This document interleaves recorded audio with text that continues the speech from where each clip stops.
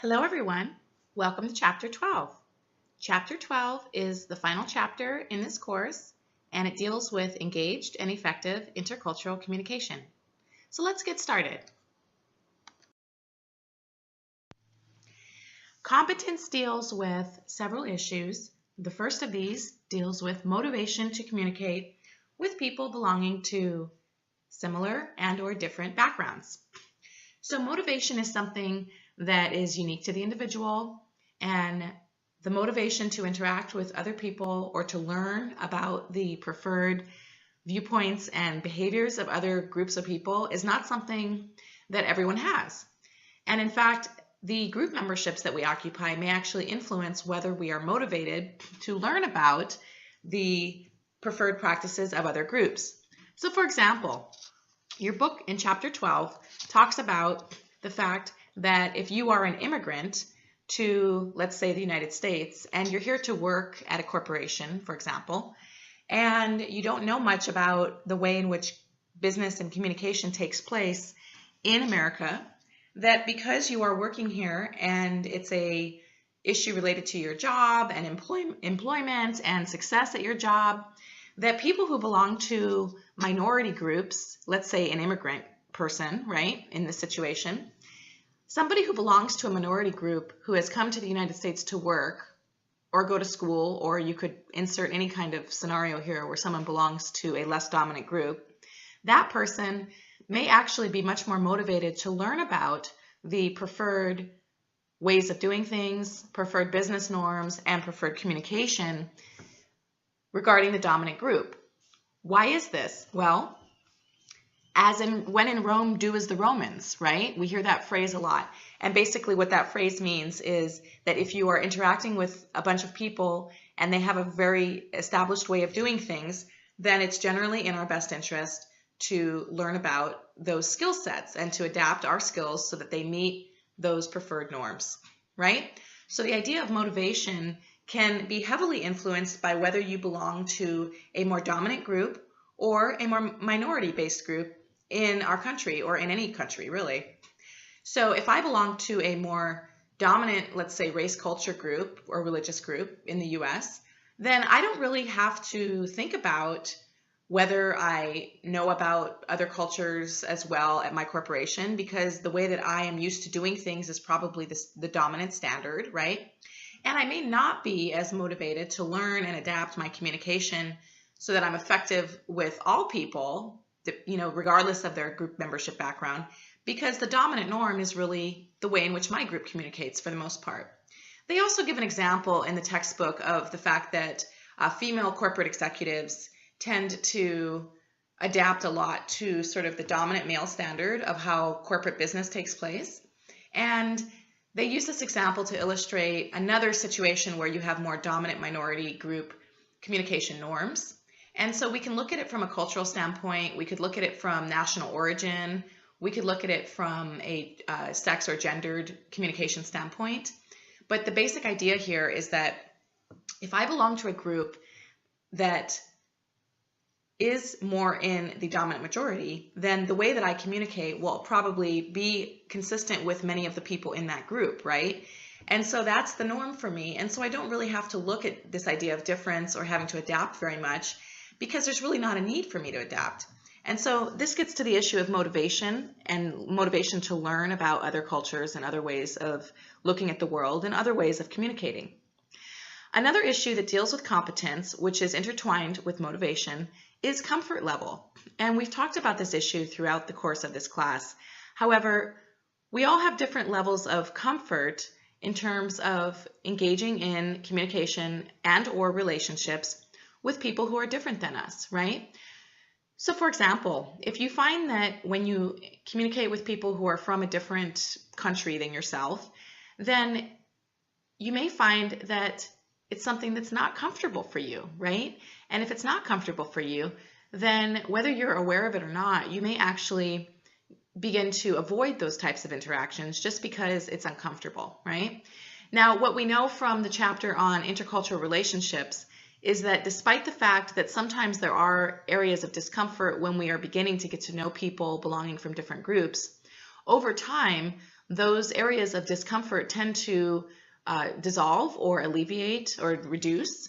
And the benefits of getting to know people from different backgrounds in terms of our own knowledge, our own awareness, the breadth of consciousness that different relationships might bring to our life, right? And different friendships, of course, that will always contribute to, more established social networks and things like that.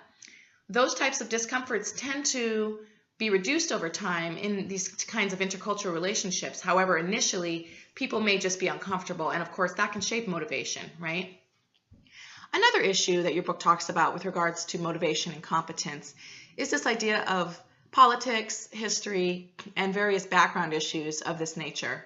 So, for example, we know that it's understandable when we think about the history between Israeli and Middle Eastern folks, right? People from Palestine and Israel and things like that. It's understandable to see, for example, that in some cases people who are from these different race, culture, religious groups may be less motivated to communicate with each other simply because of the history background between their group and another group. And so you can think about yourself, and you can think about this idea of what group memberships you occupy, how comfortable you are interacting when there's levels of ambiguity taking place, and of course, historical or political background issues. And it's good to think about how these issues may shape your own willingness or motivation to engage in intercultural communication. Generally speaking, it is more useful for us to work to develop an attitude and viewpoint that seeks to be open and willing to communicate with people or get to know people from different backgrounds for a variety of reasons, right? We know that intellectually and emotionally, we will be better equipped in terms of developing relationships because we have been able to cultivate relationships with people who are different than us, right? And although it takes more work, it allows a level of relational learning to take place that may not otherwise happen if we are surrounded by people who are very similar to us all the time, right?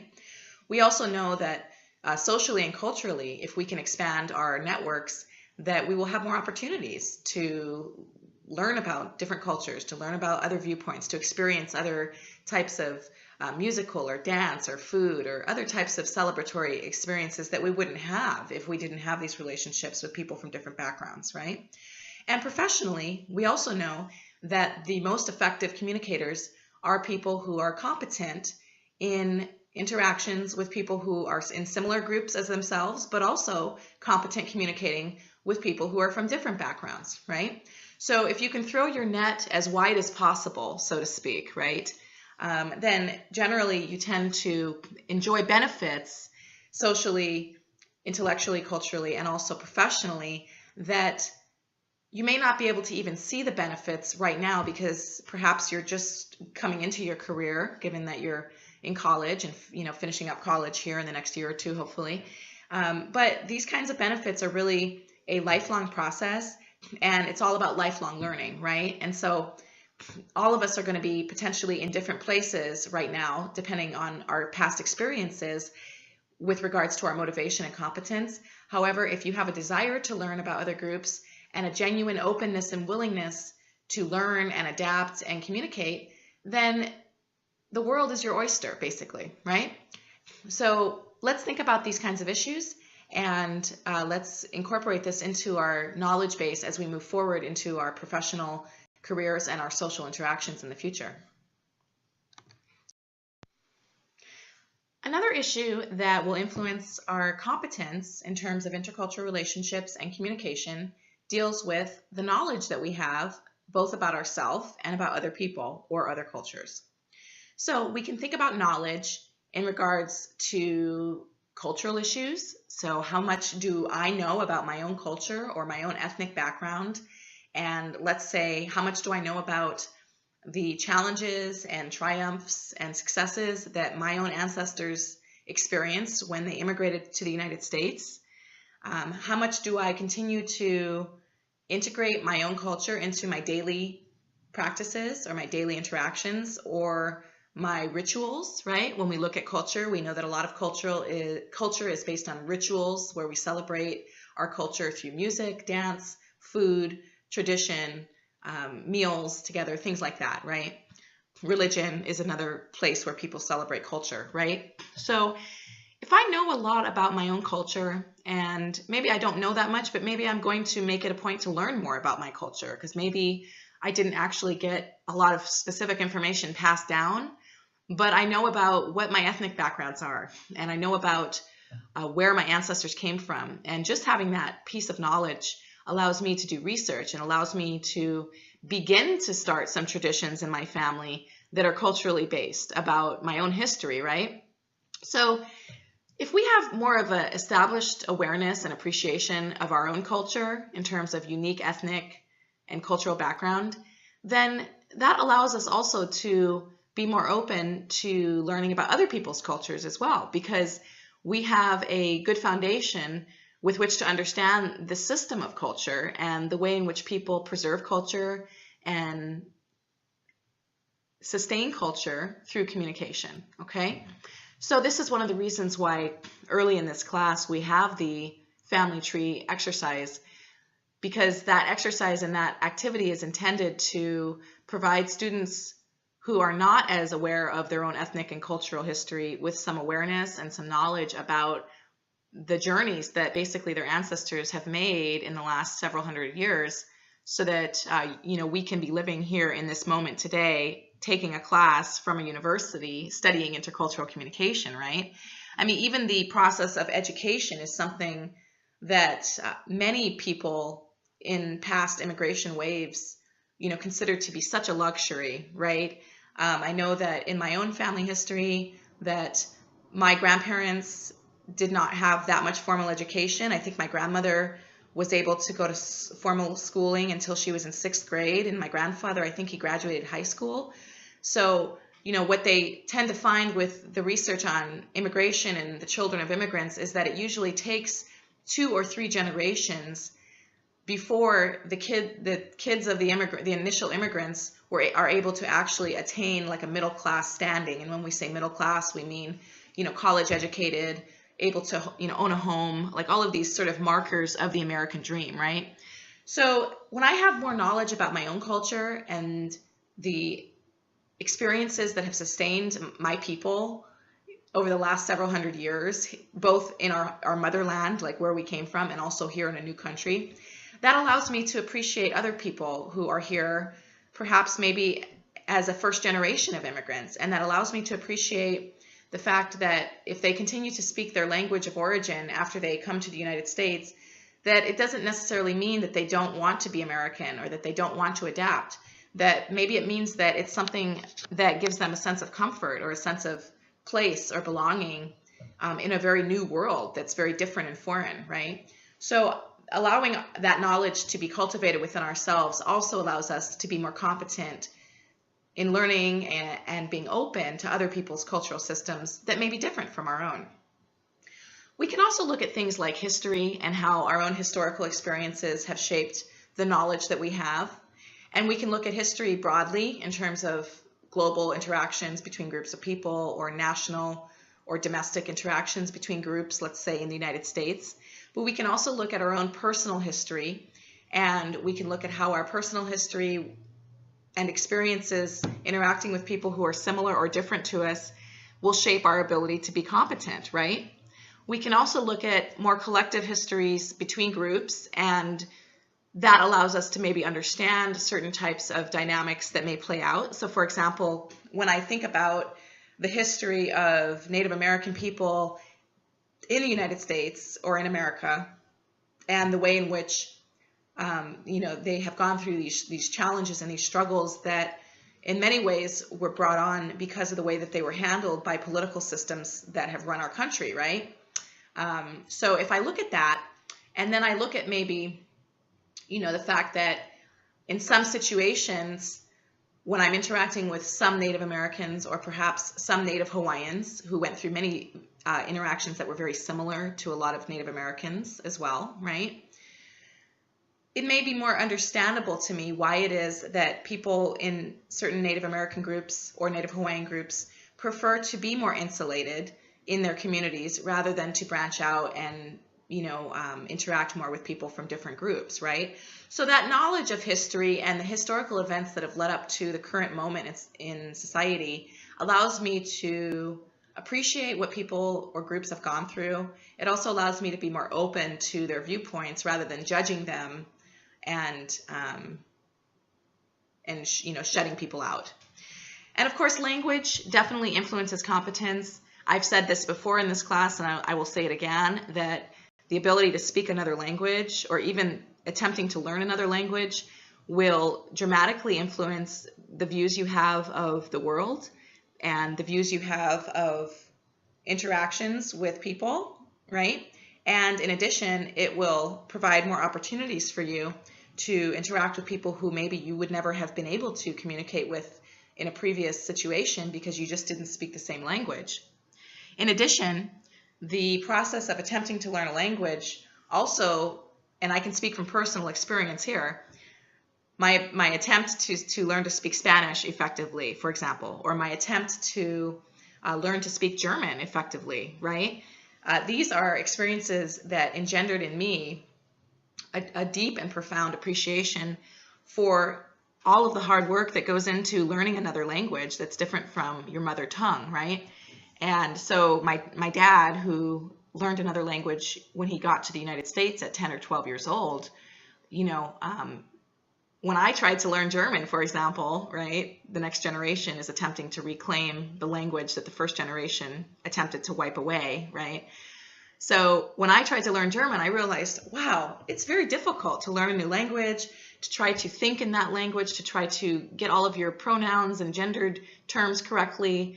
And so it really allows you to have more appreciation for people who are able to pick up another language, even if they speak with an accent or even if they don't get it perfectly. It really allows us to appreciate the process more and to empathize more, right? So these are some various ways that knowledge of culture, history, and language can shape our competence. And so let's move on to another aspect of competence. As you are probably aware of by now, the attitudes that we have about culture, people who are different than us, people who are similar to us, will definitely shape our ability to be competent, especially in an intercultural communication setting. So, one of these attitudinal issues deals with how much we can tolerate ambiguity or uncertainty. If we have a very high need for predictability and certainty and being able to know what's going to happen and how it's going to play out, then chances are we may have a less positive attitude towards intercultural communication simply because we might view it as highly stressful or uncomfortable, right? So one of these issues related to ambiguity, as we talked about in a previous chapter, deals with the ability to reduce uncertainty, right? And we talked about how uncertainty reduction theory allows us to develop things called predictive certainty, so what we can expect to happen, explanatory certainty, so being able to understand why things happen the way that they do, right? And so theories like that allow us to see that the process of ambiguity, especially in intercultural communication, is something that is temporary, right? So if I have a new friend who belongs to a different religious or culture or national orientation than myself, I may begin the friendship with some ambiguity. However, over time, much of that ambiguity should dissolve or at least should become reduced, right? So that I can be focusing more on the actual friendship rather than the process of attempting to learn about the person or about how things will play out. So tolerance for ambiguity and the ability to get comfortable with ambiguity and some uncertainty will assist us in having a better attitude towards intercultural communication generally. Secondly, the process of empathy, or the ability to understand what other people are going through, or at least attempt to understand what they're going through, also assists us in being competent. So as you probably have noticed already in this course, many of the journals and discussion questions and assignments that we've had in this class have been heavily geared towards creating a deeper understanding about different cultures in students, but also towards allowing students to empathize or attempt to empathize with the experiences of other groups, right? Or at least the experiences that other groups may have at certain points. So the ability to be empathic, to be open, and to care about the human experiences that characterize our day-to-day lives is another very important trait in intercultural competence. So for example, if I am communicating with someone in a class of mine, or let's say a fellow colleague who is from another country, or maybe they're from a different cultural community than myself, or a different religious background, maybe I don't know everything about them in terms of their unique culture, but because I'm a human being and because I communicate with people, I am able to pick up on nonverbal cues like, let's say, the process of uncertainty, right? So when we communicate with people and when we ourselves are uncertain about something, you will tend to see looks of confusion, right? And in fact, when I communicate with students, I look a lot for these nonverbal cues. So if I'm not clarifying things well enough, I can work to be more clear, or I can work to explain the situation in another example, right? So I can have empathy for someone even if I don't actually know their culture, simply because I can read a lot of cues that are human cues, right? So we know, for example, based on the nonverbal literature, that there are 6 or 7 universal human emotions. And there has been a lot of research done by people who are nonverbal experts, and they've gone to different countries all over the world, and they have studied the 6 or 7 universal human facial expressions, right?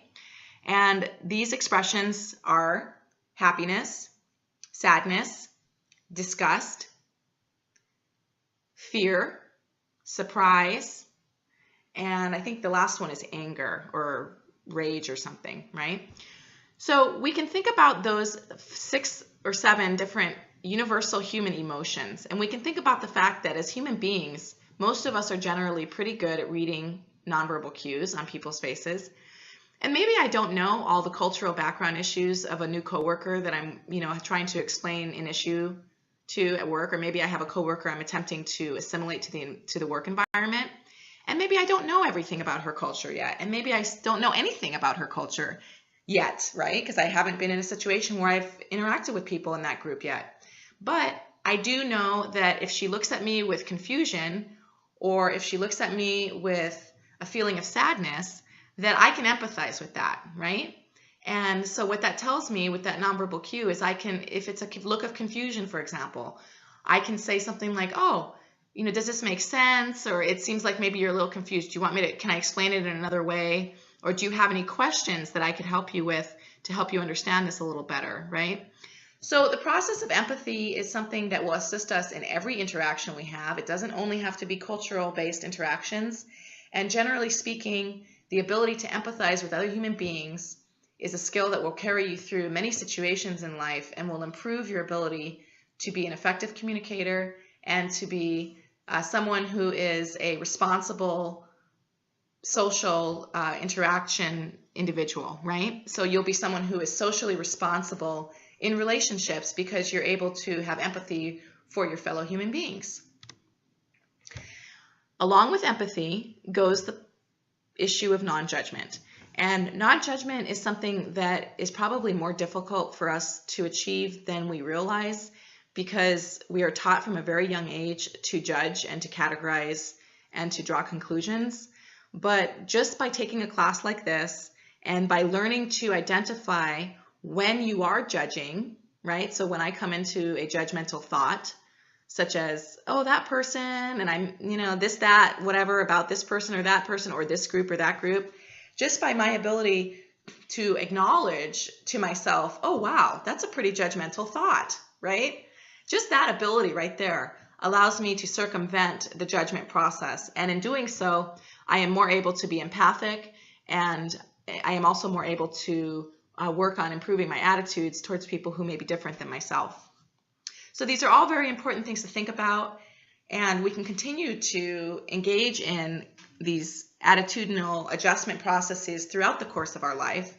I will share with you that despite the fact that I have a PhD in intercultural communication and that I do research in this area on immigrants and culture and difference. And despite the fact that I teach this issue and I have taught it for many years, I still find myself having judgmental thoughts towards people belonging to certain groups, or towards people even in my own similar groups, right?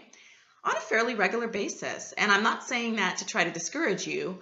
What I'm saying that I'm sharing this information so that you folks are able to acknowledge the fact that competence and relational competence is really a lifelong learning process.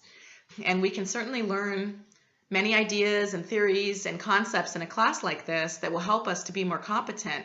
However, ultimately, once you leave the university, or once this class is over, the learning that is going to continue will be based on your own ability to monitor yourself, to self-monitor the thoughts you're having, to self-monitor when a stereotype or a judgment pops up that isn't a fair assumption to make about a group of people or an individual, right? And through that self-monitoring process, we are able to intervene or remediate those types of thought processes so that we can behave in ways that are more socially responsible whenever possible, okay? So even if you have a PhD in intercultural communication, you can still expect that you will have judgments. However, once you become a good self-monitor, that self-monitoring ability will oftentimes allow you to at least be conscious when you are being judgmental, so that you can work to alleviate those types of dispositions or tendencies, so that you don't treat people in ways that are unfair just because you're having a judgmental attitude, okay? So definitely some good things to think about, and let's move on to some other various aspects of competence. With regards to competence, we can also look at behaviors and skills. And according to your textbook, there has been some research done by an individual, I believe his name was Howell. And Howell looked at the 4 different ways William Howell, 1982, a renowned intercultural scholar, investigated how top CEOs made decisions. And it was an interesting study because he identified, based on his analysis, these 4 levels of intercultural competence. And so the first of these is unconscious incompetence, okay? And of course, hopefully you folks are not in this category because you have now completed this class, or at least are on your way, almost done with the course. And so I'm sure you actually can probably recall an interaction perhaps with someone who was unconsciously incompetent. And this is basically a situation where people are just they're just missing the mark in terms of cultural competence, which of course means that it's not going well. They may be offending people without realizing it. They may be creating or contributing to misunderstandings and confusion without realizing it. Perhaps they are thinking that everything's going fine and the people on the receiving end do not think that. So this would be characteristic of someone who is dwelling or experiencing unconscious incompetence. So the person is not really culturally competent, but they don't know that there is another way to be, okay? The second category related to what Howell found out about how corporate CEOs were making decisions in organizations is that some people are conscious that they are incompetent, okay, which actually that's a better place to be if you think about it, because even if I don't know exactly what I'm doing wrong, just the awareness that things are not quite going as they should will motivate me to try to seek out information so that I can improve, right? So the conscious incompetence would align with people who are aware of the fact that there are some challenges. They might be aware of the fact that they're not quite communicating in the most effective way, but they just don't know why. And I would argue that most people probably have a sense of this. A lot of people probably are aware when things don't really go well in communication interactions. And a lot of times people will have an intuition about things, like you can't put your finger on it, but you just don't think it went very well, right? And so that would be an example of conscious incompetence. Now, in comparison, we have the categories of conscious competence. This is where a person is accustomed to thinking about how to be effective in terms of intercultural communication. They are constantly probably trying to learn about various cultures and values and practices so that they can adapt their communication when necessary so that they can be competent. And they may actually be working to teach other people about how to be competent in their intercultural communication. So hopefully, most of you at this point are at a conscious competence stage. I don't expect that any of us will ever really be perfect communicators, and perfection of anything in life is something that we really want to be careful of. Any kind of attempt to be perfect, that can really set us up for some major failure, and also the desire to be perfect can also set us up for a lot of unmet expectations that are not even realistic, right? So at this point, hopefully most of you are conscious about the fact that you are someone who has learned about communication with other cultures through this class. You've engaged in many activities and many interactions in terms of listening to other people's viewpoints. We've had a lot of lectures in this course that have allowed you to understand other people's viewpoints from different cultures than yourself, right? You have also engaged in several activities that have allowed you to attempt to have empathy for people from different backgrounds or different experiences than yourself.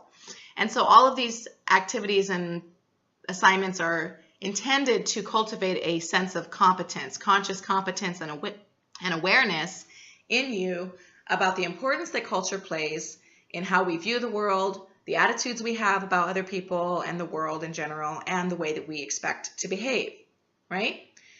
However, at some point in our life, many of us may achieve unconscious competence, which is basically a level of cultural communication competence where we have adapted our perspective so much that we have knowledge about other cultures. Maybe we don't know about every single culture in the world, but maybe we know enough about various types of cultural systems and what types of values certain types of race, culture, and national orientation groups have, right? How some of those values influence communication tendencies. And of course, we have been able to integrate an attitude of non-judgment, especially when we come into contact with people who are different than ourselves, right? So ideally, most of us will get to an unconscious competency stage at some point in life. However, even if you only achieve conscious competence in your life, I think you're still doing excellent, because conscious competence is someone who really wants to be a responsible communicator, even if it means that they have to go a little bit out of their way to learn something new, or they have to work a little bit harder to be effective with people who are different than themselves, right? I think that if you can achieve conscious competence or unconscious competence in your lifetime, that you are doing very well. And so these different categories are primarily intended to allow us to think about where we think we are in the competency paradigm, if you will, or the different types of the gradations of competency. And if I realize, for example, that maybe I am in the unconscious or the conscious incompetent stage, so maybe I know that things are not quite going well, but I don't know what I'm doing, then that could be a motivator for me, because I can say, well, all right, throughout the course of this class, I've learned a lot, and I can continue to learn a lot about different cultures depending on the situations I find myself in. So always remember that you don't have to know everything in the textbook of any class to be able to be competent. So if you find yourself in a situation in the future and you're dealing with people from a different group that you haven't had a lot of experience with, at this point, hopefully, you folks have been able to develop a fairly good research ability. So the ability to go and take out some library books or buy a few books or look things up on the web from reputable, credible, scholarly sources about cultural background and cultural attitudes and behaviors. You don't have to be an expert on every single culture group in order to be competent.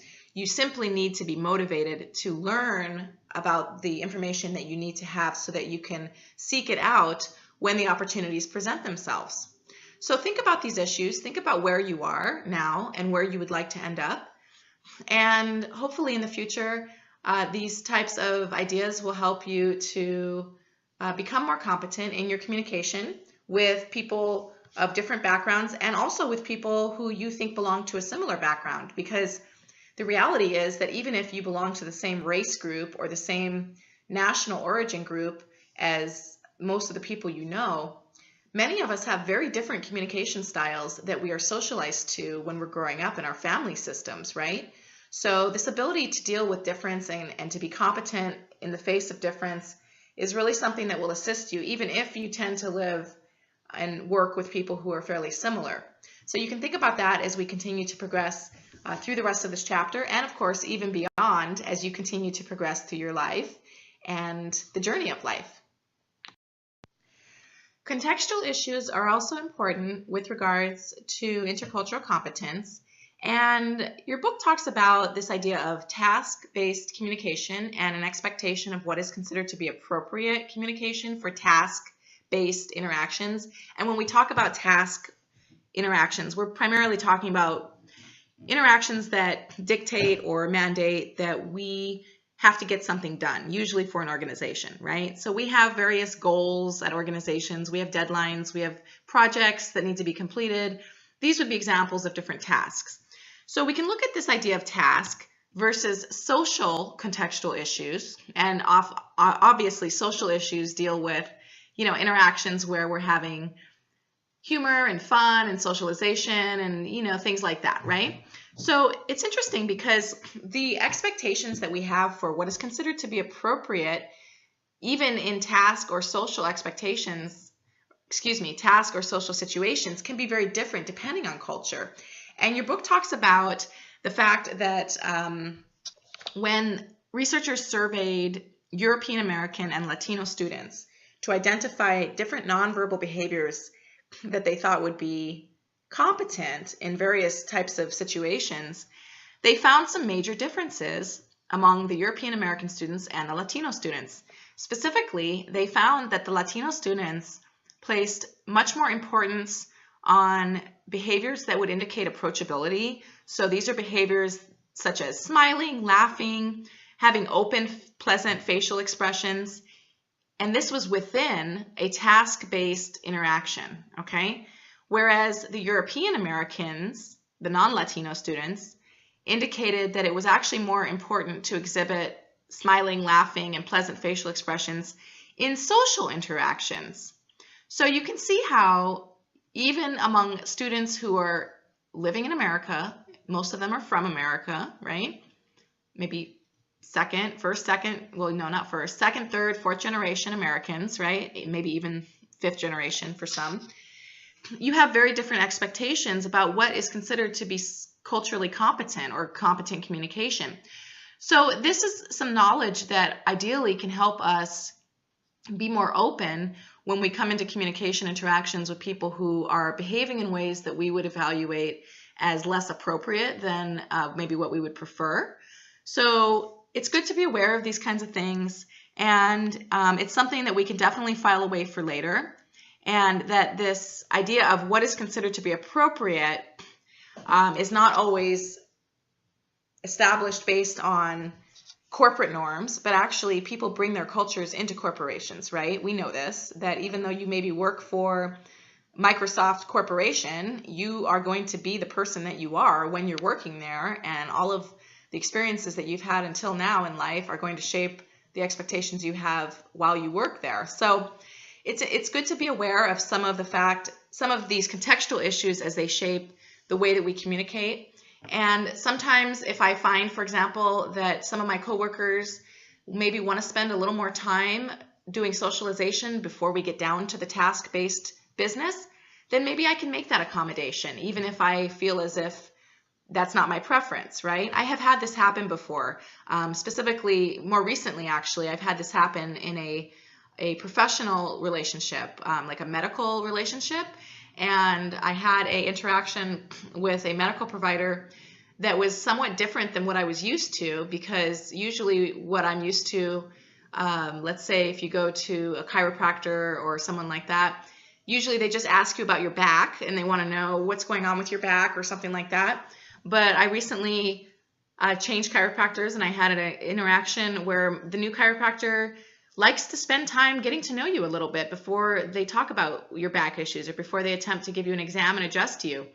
And in fact, that's an adjustment that I was able to make. I actually came home and I told my husband about it. I said, well, yeah, this doctor is different than most chiropractors, or than the other chiropractors that I've been to. They seem to want to get to know me a little bit. They want to share a little bit about themselves with me. They, at the beginning of each appointment, they want to spend a little bit of time just chatting, social chatting before they get down to the business of the medical exam, right? Or the medical adjustment. So this is an accommodation that I was able to make despite the fact that it was different than what I was used to, right? And so this is something that, we could look at as a type of a cultural, contextual difference, right? In not every case, people are going to have the same expectations. And does it mean that it's wrong or bad just because it's not what I'm used to? No. Is it different? Yes, but I can make the accommodation without a lot of stress, right? So these are some interesting things to think about. We also want to be aware of contextual issues that deal with mediated communication. And when we talk about mediated communication, we are primarily thinking of computer-based communication like email or telephone communication, telephone conversations, or texting or things like that, okay? So one thing we need to be conscious of in any kind of mediated environment, even if it's not with people from different cultures, is the lack of nonverbal communication cues that are present. So what we know from the research on communication is that there is more of an opportunity for people to have misunderstandings because of the fact that there is a lack of nonverbal communication available in these mediated environments. So we have to be careful of that, right? We want to make sure that we are clear and we are communicating clearly, and that we are allowing for people to clarify or ask questions if they are unsure of perhaps what we meant. We also want to be careful about using certain types of font or exclamation points or things like that that maybe could lead someone to take away a negative message when we were perhaps joking or trying to make a point, right? So these are all things you can think about. However, we also want to think about contextual issues based on identity. So what is considered to be appropriate disclosure when we have a mediated communication environment?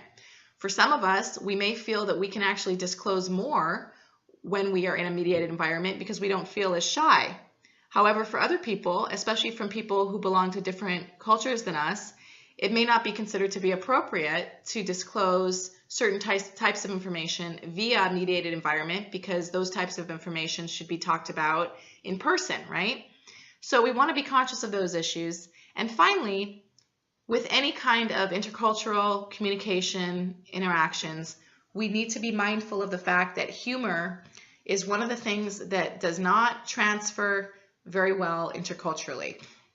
So what this means is that I need to be very mindful not to use or make jokes when I'm communicating with people that don't have the same cultural framework as I do, because it's very likely that they will not understand the joke and it may actually cause confusion for them.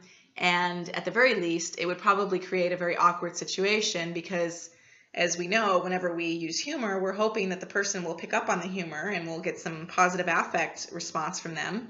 However, if someone doesn't understand the humor, then it's awkward because they look at you with a confused look on their face, or if you're via email, they might write you an email saying, I'm sorry, I don't understand what this meant. And then you have this, sort of awkward interaction where you have to explain, oh, I was just joking. And then they say, okay. And it actually might contribute to more ambiguity because it might make people feel that they are not very equipped to communicate when they may be equipped to communicate. It's just that humor is just really not one of those things that transfers cross-culturally very well.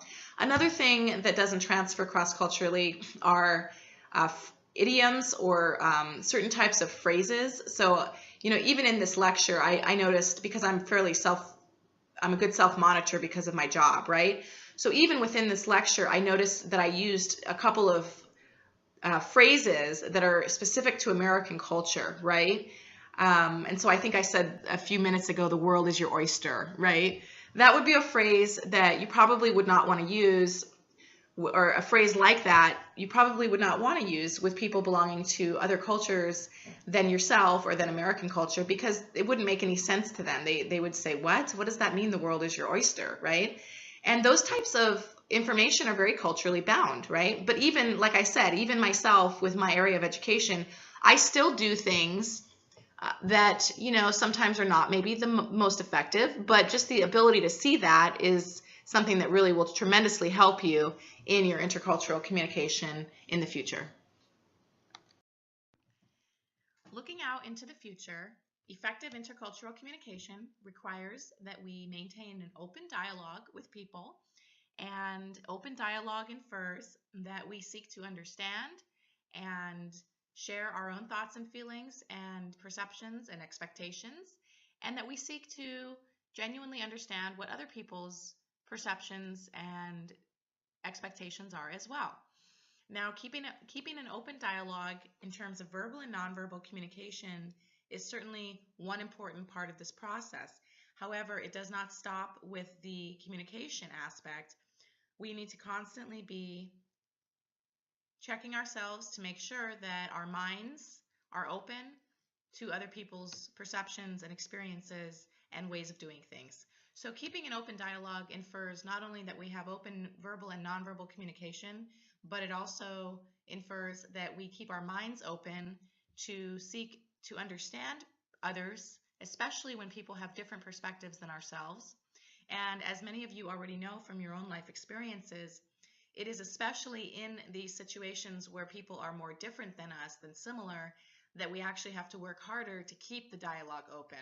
So this is something that all of us can be working on, myself included. And whenever we find ourselves jumping to assumptions or conclusions or judgments about people or groups of people or individuals, then we know we need to take a few steps back and work to be open, to seek to understand, so that we can hopefully bridge some of the differences and meet halfway and create effective communication interactions. And this principle is relevant not just with intercultural communication, but with interpersonal communication. You can take this idea of dialogic communication into the organizational communication framework. And of course, you can certainly take this idea of keeping the open dialogue into interpersonal relationships, into family communication.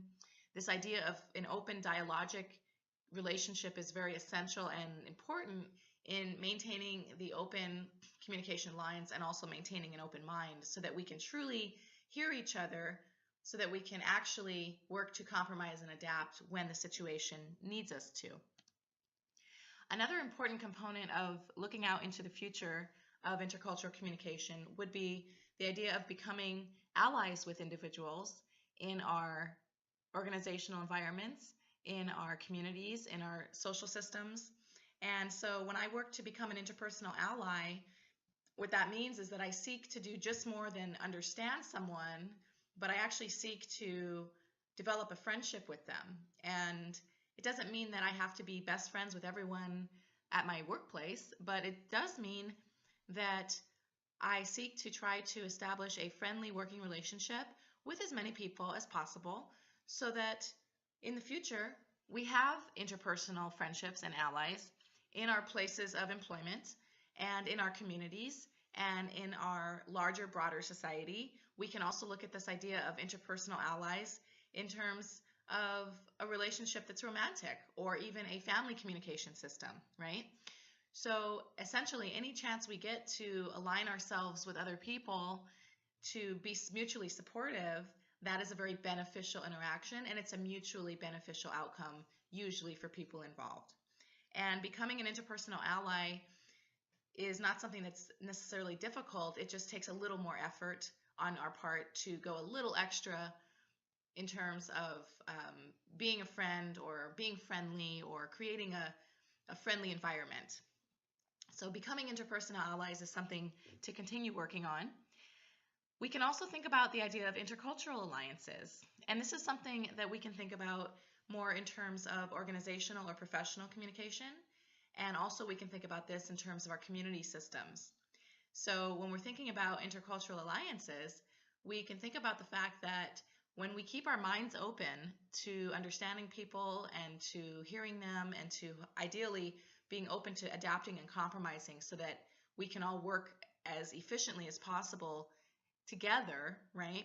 Then that opens me up to also becoming someone who is an intercultural alliance. And what does that even mean? Well, it means that I am someone that people can go to when they have questions about, let's say, different cultural values or different cultural systems. Or maybe I'm someone that new employees who are from diverse backgrounds feel comfortable going to, talking to about the way in which things take place at the job or things that they can expect in the future. I can also think about how I can align myself to advocate for people belonging to different groups than myself, right? So we can think about the idea of being inclusive at our workplace environments.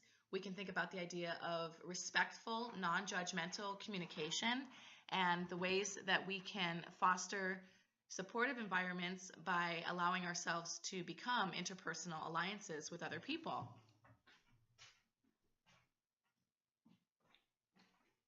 In addition, we can look at the idea of building coalitions.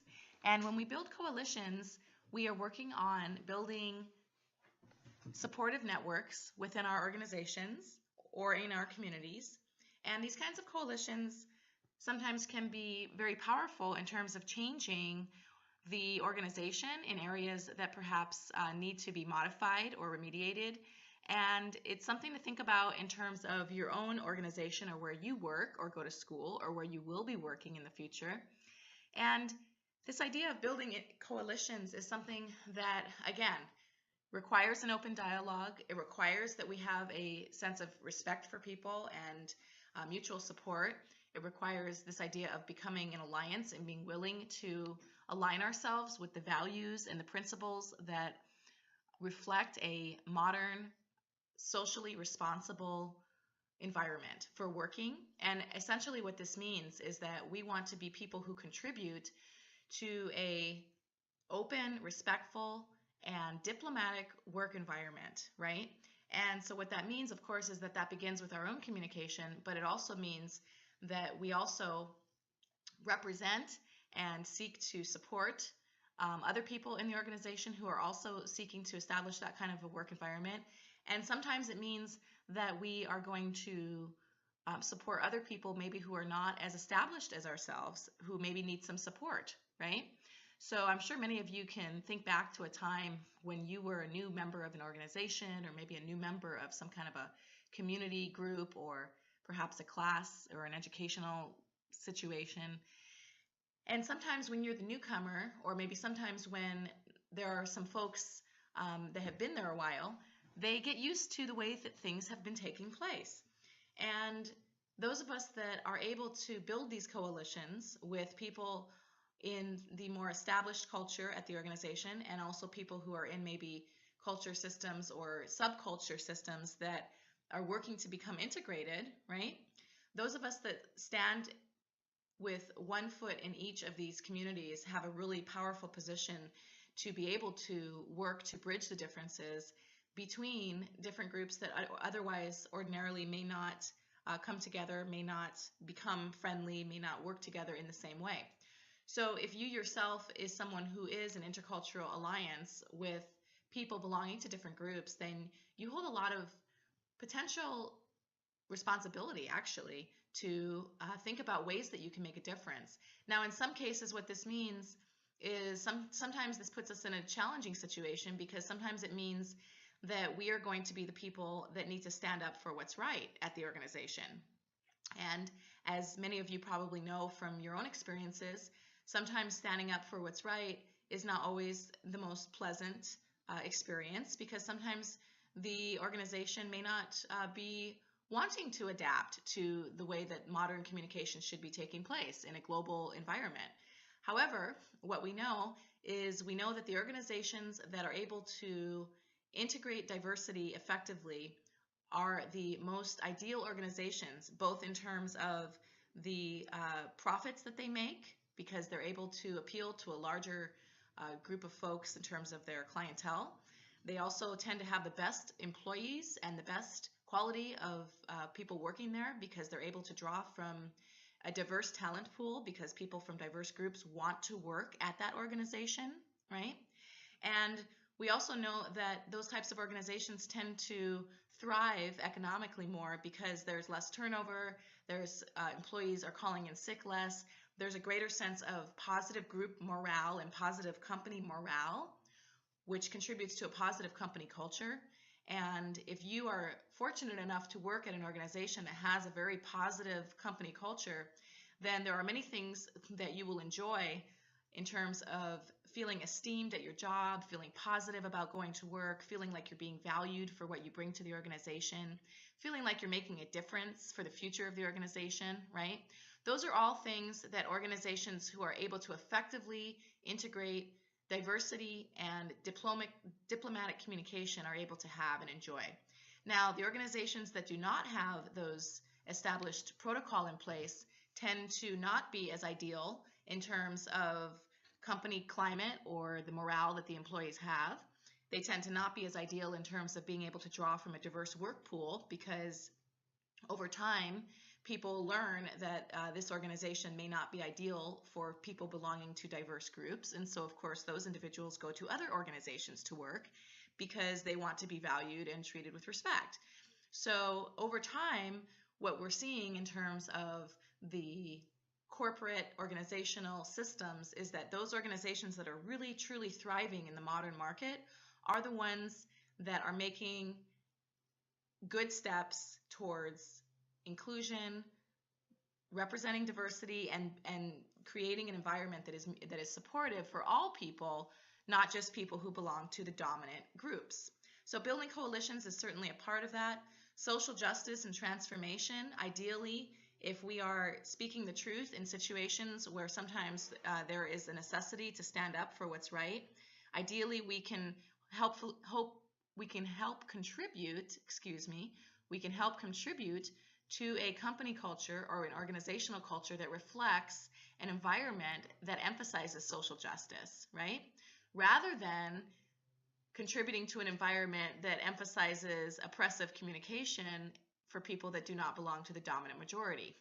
So I'm sure most of us can agree upon the fact that we would rather work for organizations that are inclusive, that are modern, and that allow for people, all people who work there, to feel respected and valued. And so this is something that we can contribute to in our day-to-day communications. And finally, as we wrap up this last lecture, I want to emphasize the importance of forgiveness in intercultural communication, forgiveness in any of our relationships that we have with family or friends or romantic partners, and of course, forgiveness in terms of our own relationship with ourselves. Probably the most important relationship that we ever have is the relationship we have with ourselves. And many of us have gone through experiences in life where perhaps we haven't quite hit the mark, or we haven't quite done things as we would have hoped that we did. And so in those situations, we really have to work on letting go of those things, forgiving ourselves, having an attitude of openness and love for ourselves, even if we are not perfect. Being able to be forgiving towards ourselves also opens up our ability to be forgiving towards other people. And what the research shows is that people who are more loving and kind and accepting in terms of their own internal communication, so the dialogue that they play in their own minds, right? That's the sort of self messages that they play. People that are more loving and accepting and forgiving of themselves are able to give that same gift to other people, right? So the better that we treat ourselves in terms of being loving, accepting, and forgiving, the better we are going to be able to treat other people, both in terms of our personal relationships and also in terms of organizational and professional relationships.